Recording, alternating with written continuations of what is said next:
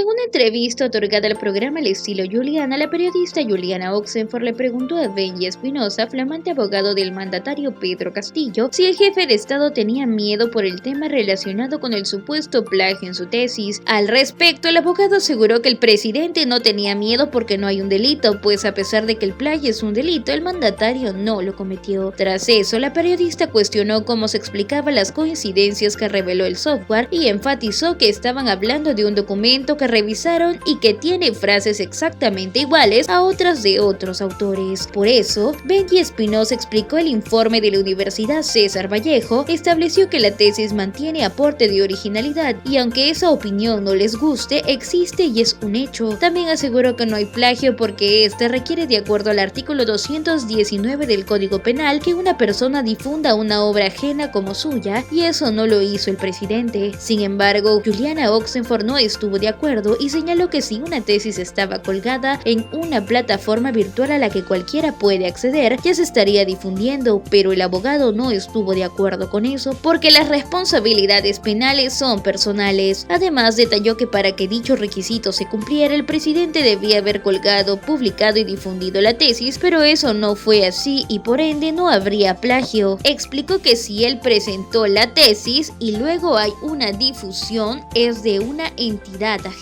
Finalmente, Benji Espinosa aseguró que no hay delito ni trampa porque no hay difusión. Sus clientes, el presidente y la primera dama, tienen una tesis que la universidad reconoció que tiene un aporte de originalidad y tampoco cometieron el delito de plagio porque este presupone difusión y sin eso no hay delito. Estoy acompañada del doctor Benji Espinosa, abogado del presidente de la República, Pedro Castillo. Gracias por venir, doctor Espinosa. Juliana, un placer. A ver, leí algunas declaraciones suyas que tienen que ver con lo que mostrábamos antes de la publicidad, ¿no? Con la relación tan tensa, para mí personalmente es una opinión mía, maltratadora de ciertas autoridades, de dos poderes del Estado, el Ejecutivo y el Congreso, con relación a los periodistas.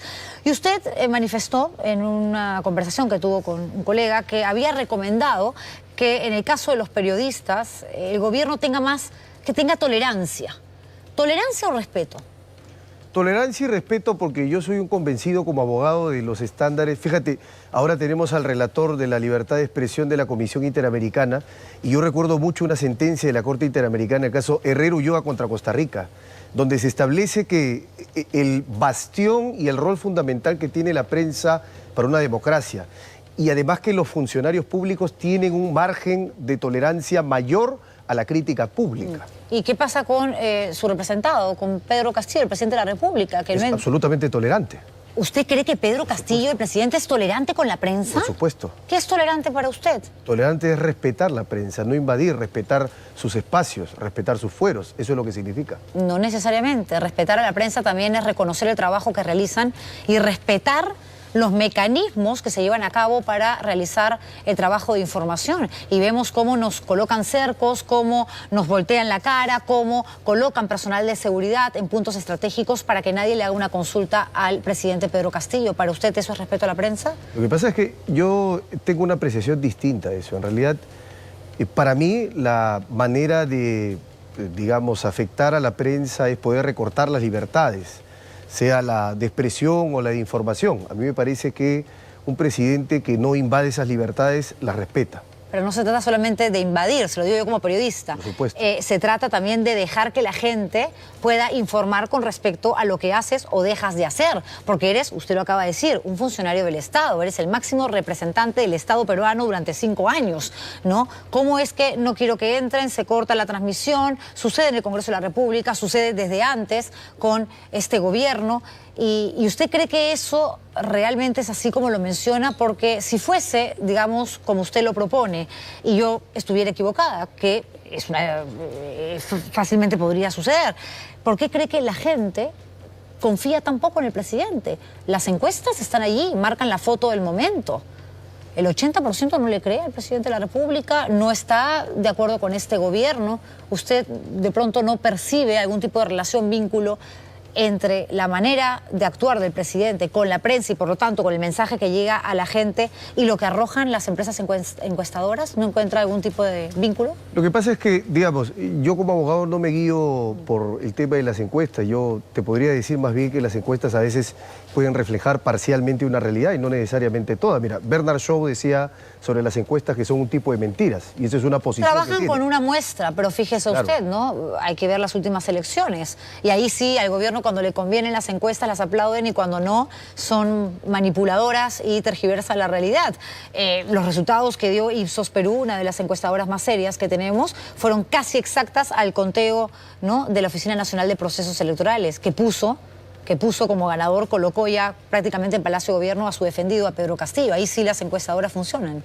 No, es que yo no estoy diciendo que no funcionan o sí. Lo que estoy diciendo es que eso es una apreciación parcial de la realidad. Finalmente no te da toda la apreciación, no te da todo el panorama y creo que es un elemento a considerar, pero solo uno, no todo. Ok.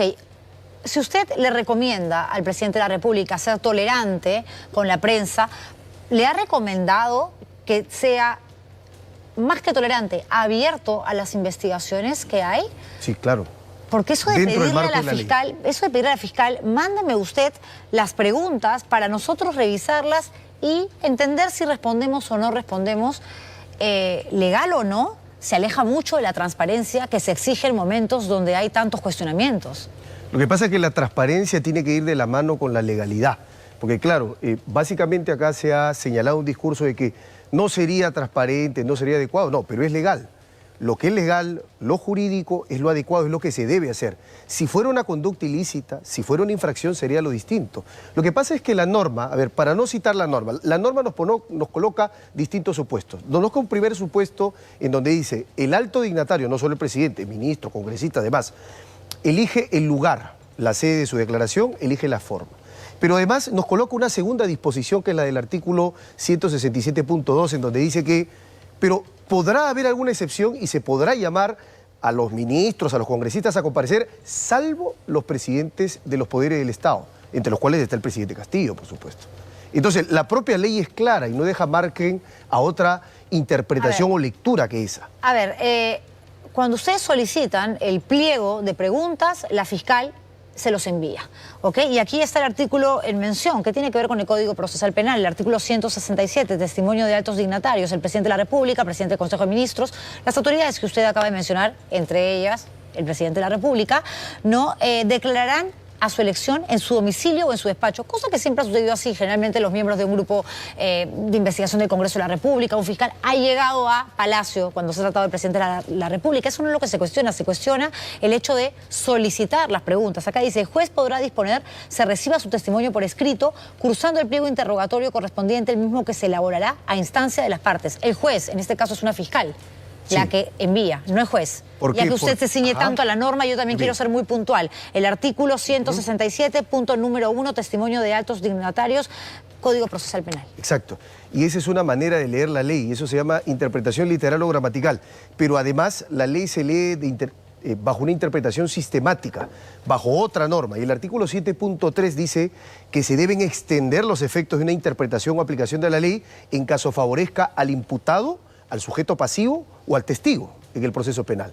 Y acá lo que hay que entender es lo siguiente: si la ley se coloca en el escenario del juicio, que es el escenario donde hay mayores garantías, por supuesto que esto lo podemos predicar también para la investigación, que eso es un escenario con menos garantías. De acuerdo a su interpretación de la norma, de la ley. De acuerdo al 7.3 del Código Procesal Que habla Penal, de la interpretación. Que habla de cómo debe interpretarse la ley. De cómo no, de las maneras en las que tú podrías interpretar. Pero si empezamos a hablar de interpretaciones, caemos en un terreno muy subjetivo, muy gaseoso, donde cualquiera podría decir, no, mi interpretación, porque estamos hablando de interpretación, no de una ley precisa a través de un artículo 167, que es el testimonio de altos dignatarios, que es muy puntual y que acabo de leer. Claro, a la hora y la hora cada uno lee la norma, le da una lectura en relación a la situación en la que se encuentre, qué tanto le conviene o no el cumplimiento de la ley tal cual se señala en este artículo, por decirlo de alguna manera. ¿Por qué no ser más abiertos y decir, si no hay nada que esconder, vengan al despacho presidencial, porque es más cómodo para nosotros, porque hay una investidura, se respeta, perfecto. Pero no hay problema, respondo a todas las consultas de la representante del Ministerio Público de la Fiscalía. ¿Por qué pedir las preguntas Yo se lo digo ahí como otra vez como periodista, yo no confío. O sea, ¿por qué las preguntas? ¿Para analizar qué? La pregunta es la pregunta. Si tú quieres, respondes. Si no quieres, no respondes. Te voy a explicar por qué, Juliana. Porque hay una razón muy sencilla. Primero, porque es un derecho, los derechos se ejercen. Segundo, porque acá hay dos condiciones que es preciso señalar en la Fiscalía. Y no voy a ahondar tanto, pero te voy a detallar algo. La Fiscalía tiene dos tipos de carpetas. La carpeta fiscal abierta, que es el proceso común, y tiene la carpeta de colaboración de la señora Carelín. Cuando citan a declarar y cuando sacan las disposiciones, en un momento te ponen la carpeta reservada, te dicen proceso especial, en el otro te ponen la carpeta abierta. Entonces, primero hay una incertidumbre de definir en qué carpeta vamos a declarar. En segundo lugar, tenemos el hecho, esto es un hecho que ha pasado, un abuso que ha pasado contra la primera dama. El viernes va a declarar, guarda silencio, entra como testigo y sale como imputada del delito de negativa a colaborar contra la administración de la justicia. ¿Por qué le recomendó guardar silencio? Porque además ya no estamos hablando de investidura, ya no estamos hablando ni siquiera de una funcionaria pública. La primera dama es una ciudadana como cualquiera de nosotros, que tiene que responder ante la justicia cuando somos llamados y no hay inmunidad que nos abrace, que nos proteja. ¿Por qué guardar silencio? Porque la ley es bastante clara, dice que todos tenemos que comparecer, pero no todos estamos obligados a hablar. Y las personas pueden guardar silencio cuando de su testimonio pueda surgir alguna autoincriminación. La señora hoy está investigada, por ejemplo, en la Fiscalía de Tacabamba por plagio. Uno de los elementos de los dichos que diría la señora Carelín tiene que ver con el tema de la Universidad César Vallejo y la tesis de la señora. Entonces, ¿cómo así la señora, teniendo una investigación abierta por el delito de plagio 219 del Código Penal, va a poder autoincriminarse en un caso en donde está como testigo? Eso es inadmisible. Entonces, ella ejerce su derecho a guardar silencio. ¿Tiene miedo la primera dama? No tiene miedo. No tiene ejerce miedo. su derecho a guardar silencio. ¿Tiene miedo con respecto al caso de la tesis? No. ¿El presidente de la República? Tampoco. Y te voy a decir por qué. Porque no hay delito ahí. ¿El plagio no es un delito? No, el plagio es delito, pero mi cliente no ha cometido delito. ¿Usted cree que no ha plagiado? Te voy a decir por qué. ¿Cómo se explica? A ver, pero déjeme, por favor, plantear la pregunta. ¿Cómo se explica usted que las coincidencias, según el software, son de 54% y según la Universidad César Vallejo hay 40% también de coincidencias? Ellos dicen sí, pero hay originalidad. Entonces no digas que hay un 40%, porque cuando casi la mitad del trabajo, ¿no?, que has hecho para obtener un grado mayor, en este caso magíster, es igual a otros documentos, hasta en un 40%, ya no puedes hablar de originalidad. Pero ese es un tema que tiene que ver con la relación Acuña-Castillo y un asunto que se va a terminar de definir más en tema, creo yo, en el terreno político que necesariamente legal. Va a repercutir en lo legal, sí, pero la bomba va a estallar en el plano, acuérdese, mi político. Sin embargo, estamos hablando de un documento que hemos revisado y que tiene frases completas que son exactamente igual a otras de otros autores, y que el software que se utiliza siempre para obtener un grado da coincidencias hasta en un 54%. ¿Eso para usted no es plagio? A ver, vamos a partir. Primer dato, información de Turnitin. ¿No cree usted? Segundo dato es que para ti el tema es político. Yo lo traigo de lo político, lo traigo yo de lo tercero legal hace rato. Lo traigo para acá. Porque eso le hablo de delito, porque el plagio es un delito. El informe de la Universidad César Vallejo establece que las tesis mantienen aporte de originalidad. Y aunque no pueda gustar esa opinión, la opinión existe, la conclusión existe y eso es un hecho. Las tesis tienen aporte de originalidad. Y en tercer lugar, no hay plagio porque el plagio requiere, conforme al 219 del Código Penal, que una persona difunda una obra ajena como suya. Difunda, o sea, hacer conocer, hacer llegar a muchas personas, eso es difundir. Y el presidente Castillo no ha difundido. A ver, si una tesis está colgada en una plataforma virtual a la que cualquiera puede acceder, ya se está difundiendo. No. Por supuesto que sí. No, pero vamos por partes. Si yo mañana cuelgo un video en YouTube y nadie lo ve, no importa, ese es un problema. Pero yo ya lo difundí, ya que la gente no le interese verme. Las responsabilidades penales son personalísimas. Así es, por Entonces, eso mismo. El presidente tendría tesis que haber colgado, difundido, publicado, señalado. Si no es así, no hay plagio, porque las responsabilidades son personalísimas. Si él presenta la tesis y luego hay una difusión, la difusión es de una entidad ajena. Ahora la culpa de quién es entonces. No, yo no he hecho culpa a nadie. Okay. Yo lo que te digo es que no hay delito, porque no se cumple con el artículo 219 del Código Penal. No hay delito. Un sueldo mayor, tienes un nivel, digamos, como maestro, que es la profesión del presidente de la República y de su señora esposa, la primera dama, de mayor rango, de mayor nivel, porque has conseguido el grado de magíster, pero no importa que hayas hecho trampa, porque no lo difundiste, pero no has cobrado. Trampa. Yo no reconozco que hay trampa. Usted, pero Yo las autoridades, lo que te estoy las autoridades diciendo podrían determinar es que no lo hay contrario. delito. Usted dice que no hay delito. Ah, pero Porque sí hay trampa. porque el principio de legalidad penal así lo establece. No hay trampa, no hay delito. Y no hay delito de plagio porque no hay difusión. Ya parece usted César Acuña. No, no soy César No es copia, Acuña. es plagio. No, para nada. No se cayó. Para nada, yo no digo eso. Yo lo que te digo es, mis clientes no han actuado con trampa. Mis clientes tienen una tesis que la universidad ha dicho mantiene aporte de originalidad. Y mis clientes además no cometen el delito de plagio porque el plagio presupone difusión. Si no hay difusión, no hay delito. Así de sencillo. No es así, pero bueno, eso lo determinarán las autoridades y para eso se tiene que investigar. Y para eso, regreso, debería de haber apertura por parte de ustedes. No la hay. Nos hemos Pidiendo apersonado el en la pliego, investigación. Pero pidiendo Como el pliego... investigados. No, perdón. Es que pliego no de confundamos preguntas. los planos. Es otro caso, es lo de Karelin Por López, supuesto, ya, ok. a eso me estoy pero refiriendo. así sean las declaraciones de Samir Villaverde, que también seguramente se va a abrir una nueva carpeta por ese caso. ¿Por qué no ser transparente?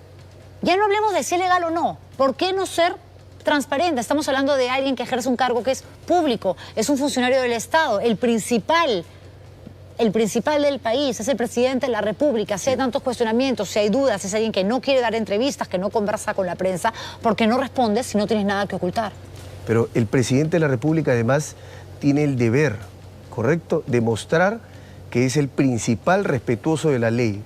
Si el presidente la incumple, ¿cuál es el mensaje acá? ¿Usted cree que es respetuoso de la ley? Por el supuesto, presidente de la República. por supuesto. Sí, tratar Nosotros como no tratan estamos, los periodistas. Nosotros no estamos violando la ley, estamos cumpliéndola. Tratar... Una ley además que nosotros no hemos señalado, una ley que viene del Congreso, que es una norma general Tratar para así, todos. tratar así a los periodistas. No, pero ¿de qué estamos hablando? No, estoy poniendo en otros casos porque por usted eso. me dice Entonces, vamos que él por no puntos. ¿De atenta qué contra la ley. estamos A ver, reunirse en calidad de presidente de la República con varios personajes en un lugar que no ha sido consignado como su centro de reuniones y tampoco hay una agenda que determina quiénes fueron las personas que entraron a Zarratea durante todos esos días, durante todas esas horas, ¿eso le parece legal? Ya.